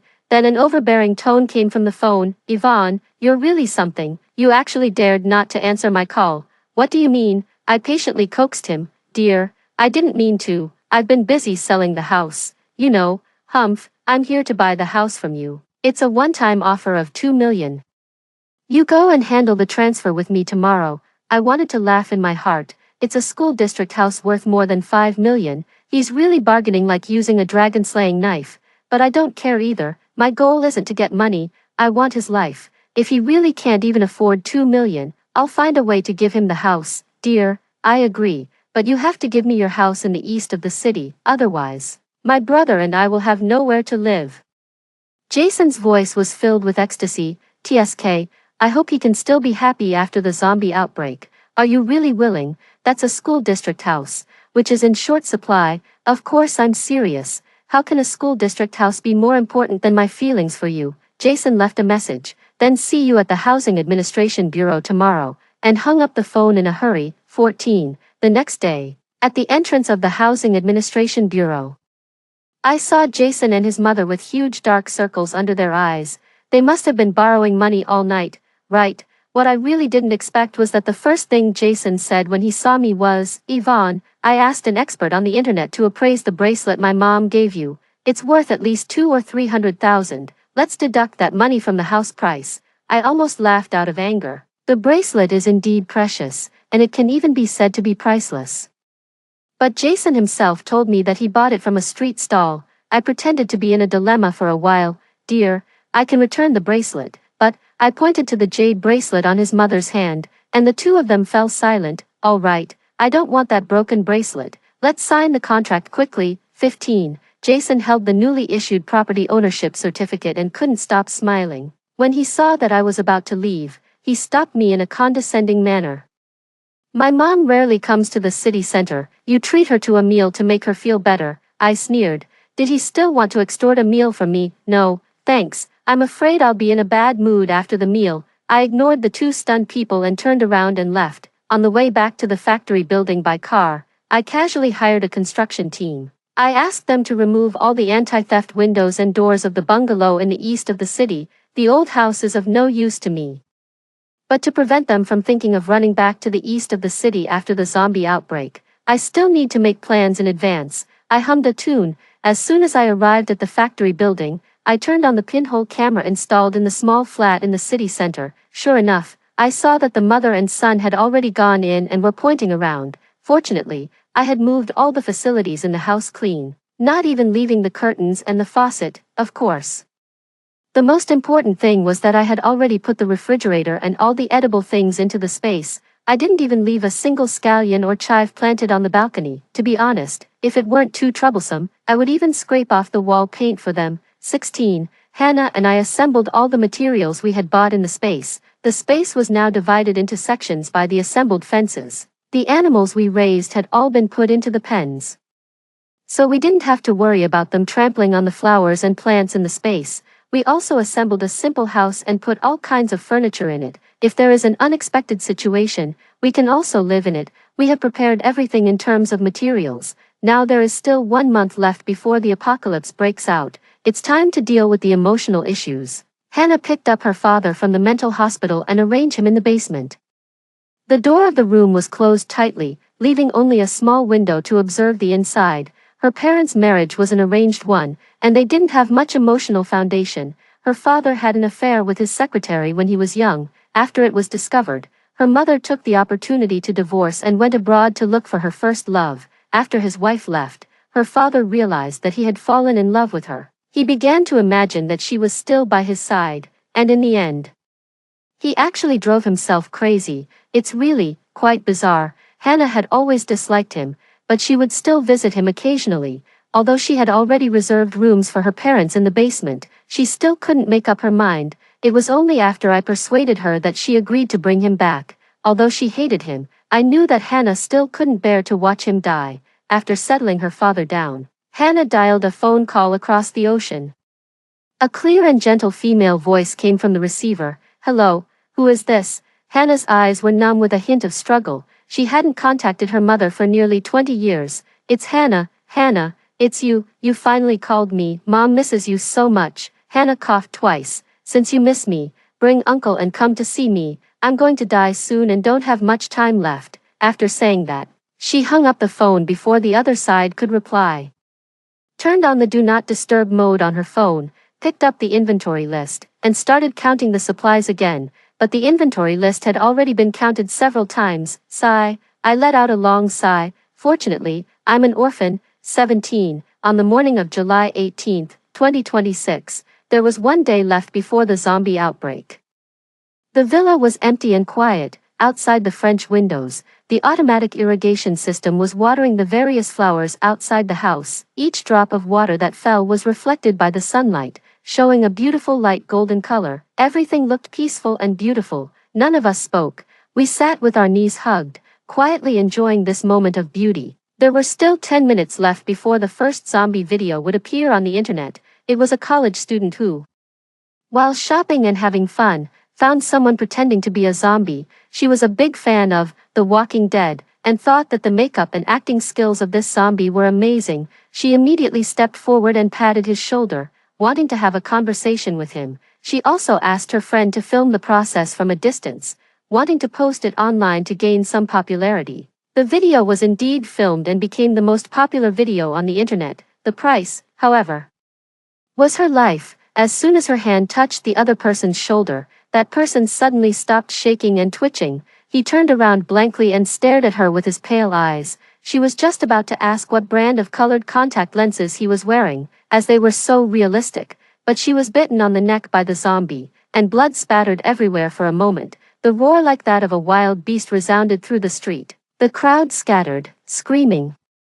But there were still some bold people who gathered to watch and even praised the girl. The acting is really good. It looks just like the real thing. It wasn't until a few minutes later that the girl also started twitching and shaking. The black in her eyes was replaced by gray and white, and she pounced on the crowd together with that man, 19. There were faint screams and cries coming from a distance outside the house. Because the sound insulation of the villa was so good, it wasn't clear.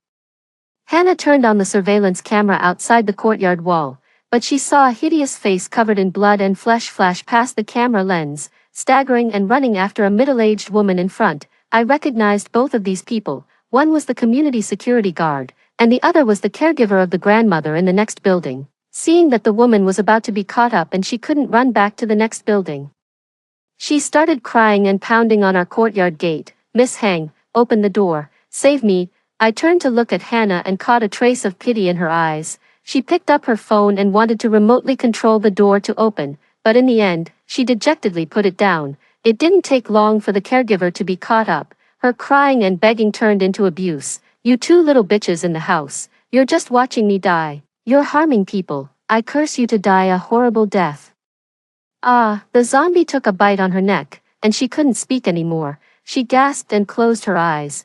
When she opened her eyes again, her eyes were already gray. Hannah's eyes were full of pain and struggle. She wasn't the Hannah from the past life who had become extremely cold and indifferent after being betrayed and deceived by blood. I held her hand. "Hannah, you're not wrong. She cursed us just because we chose to protect ourselves. How can such a person be grateful? If we save her, we'll probably be in constant trouble." Hannah thought for a while. "You're right. What if she refuses to leave and even threatens us to give her food? Otherwise, she'll open the courtyard gate and let the zombies in." Although she said so, her expression was still very heavy. I wanted to distract her, so I picked up my phone and cast the screen to the TV. "How about I show you something to make you happy?" 20. The small flat in the city center appeared on the screen. Now there was some old furniture in it, and it was no longer empty. It seemed that they really spent all their savings on buying this house, as they even moved all the old things from the house in the east of the city here. I divided the screen into several parts and checked all the rooms in the house. I didn't see any food stored there. As for the refrigerator, it was still that shabby small refrigerator. I wonder how much it can hold. And I remember Jason once criticized me through his mother because he thought I spent money recklessly. "Yvonne, you're just too extravagant. You're not like my mother, who is so thrifty. She always goes to the vegetable market in the evening to buy the most cost-effective things." Thinking about it, his mother hasn't bought today's groceries yet. I looked at the two of them sleeping soundly. I found it a bit funny. I could even hear the screams and pleas for mercy outside the house through the surveillance camera. How could they still sleep? They really have a big heart. I picked up my phone and dialed the number. It rang 3 times before Jason answered. "Yvonne, you're such a woman who sacrifices everything for her brother. Don't pester me. We've already broken up. Do you understand? There was a cold sneer on my lips. Dear, why do you think so of me? I just called to remind you out of concern for your safety. Didn't you hear any strange sounds? I hung up the phone and saw Jason walking to the window following the roars of the zombies and the screams of passers-by. After just looking for a while, he was so scared that his legs went weak and he fell to the ground. He frantically crawled back to the bed and picked up his phone. Baby, what's going on outside? It's nothing much. There's just a zombie outbreak. They will bite people to death, and those who are bitten will also turn into zombies. My voice was full of worry. Dear, you and Auntie must never go out. If you're caught, you'll also turn into zombies. That would be terrifying. At the beginning, the zombies didn't move very quickly, but later they became more and more agile. I must dispel the idea of the two of them going out to stockpile food now. I continued, Dear, I replaced the main door with the latest model some time ago. It will definitely be able to block the zombies. It was indeed the latest model. I picked the latest model that was a cheap one and installed it. When the installation master removed the door that I bought for tens of thousands of yuan and replaced it with this door that cost less than 1,000 yuan, he thought I was crazy. Just stay at home and wait with peace of mind. The country will definitely come to the rescue. Don't go out and seek death. Next.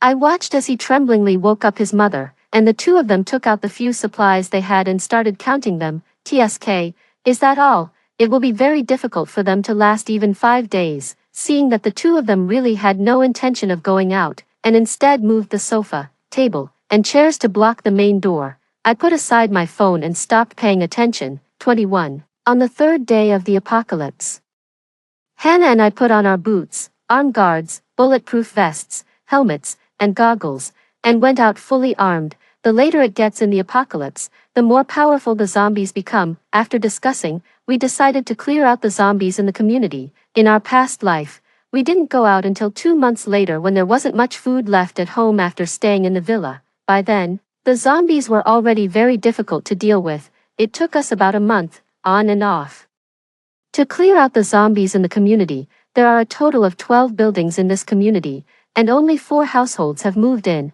Since Hannah lives alone, the security system in her house is of the highest level. The security of the other 3 households is also good, and they have hired security guards and nannies additionally. It was very convenient in normal times, but in a situation like this, it's not a good thing. More people mean a higher probability of zombies appearing in the house. After we cleared out the community in our past life, we sadly found that there were only the 2 of us left alive in the entire community. When we just finished clearing out the community, there were foods moved from each house and various fruit trees in the community. At most, we couldn't eat meat, but we wouldn't starve to death either. However, later, Jason and his mother came here under the protection of many people. Relying on the large number of people, they forced us. I shook my head, not wanting to recall those unpleasant memories. I can't be distracted when fighting the zombies. The zombies now are indeed much easier to deal with than those 2 months later. Hannah and I cleared out 2 buildings in one go. Seeing the sun gradually setting in the west, we went back to rest. With the circulating water purification system and the continuous stream of water in the space, we didn't save too much and took a comfortable hot bath. 22. On the 5th day, we cleared out all the zombies in the community. We took action earlier in this life. At this time, there are still 2 households in the community with people in them. When they saw Hannah and me, they desperately waved and called for us to give them some food. We just pretended not to hear. Anyway, we were dressed very tightly, and every time we went back, we only entered through the courtyard gate of an empty house next to us that couldn't be observed. Moreover, the community has been cleared out by us. If they still don't dare to go out to find food, then they deserve to starve to death. After all, several adults can't expect us to raise them like chickens and ducks, right? We went back to the space, sowed some vegetable seeds, fed the chickens and ducks, and hoed several mu of land, preparing to plant more things. We felt that today's amount of exercise was enough, so we came out of the space and nestled on the sofa. Hannah was very bored. Yvonne, do you want to find a movie to watch? I opened my phone and waved it.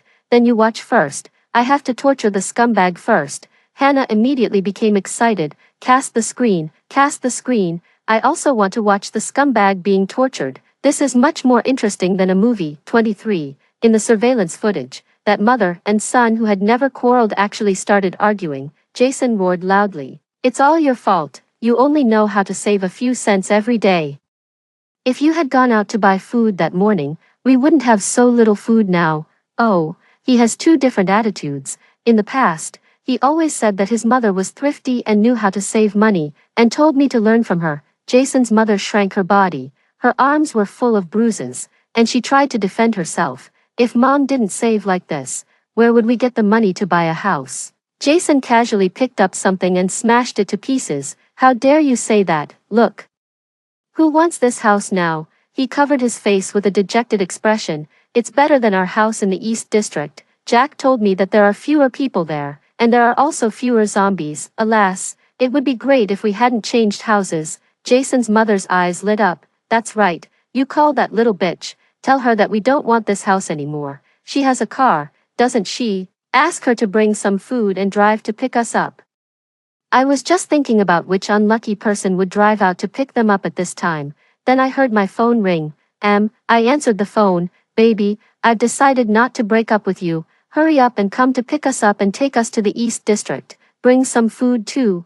I've been hungry for a day. Jason's words, which he took for granted, were played out through the phone's speaker. Seeing Hannah puffing out her cheeks, as angry as a pufferfish, I poked her amusingly with my finger.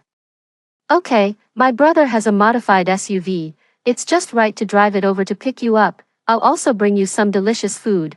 You must wait for me at home. I pressed the phone off and threw it aside casually. Hannah let out a sound.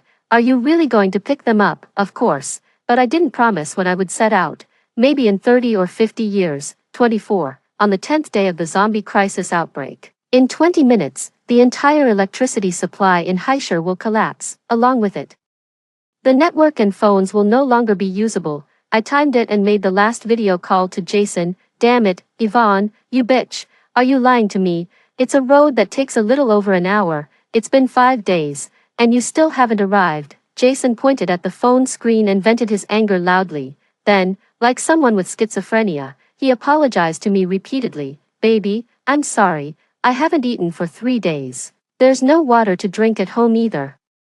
I'm so hungry and thirsty, that's why I lost my temper with you. Don't be angry with me, you're almost here, right? He still held a slim hope that I wasn't lying to him and that I was really coming soon. Jason, really, it's true that you're hungry, but how can you be thirsty? Isn't your mother's blood not enough to quench your thirst? Jason visibly panicked. What are you talking about? Don't talk nonsense, TSK. The woman who pushed Hannah and me into the group of zombies in order to avenge her son in our past life. She never expected that her dear son would treat her like this, right? He actually regarded her as a reserve food source. He hasn't touched her body yet just because he's not hungry enough. Ha ha ha, Jason, you look so despicable like this, as humble as a dog. Also, I'm just lying to you. I have no intention of picking you up at all, not just this matter. When I said I liked you and insisted on being with you, that was also a lie. In fact, I really dislike you. Tell me, in which relationship for 3 years would the boyfriend not even be able to touch a single finger of the girlfriend? I said I was religious and couldn't have physical contact with men before marriage.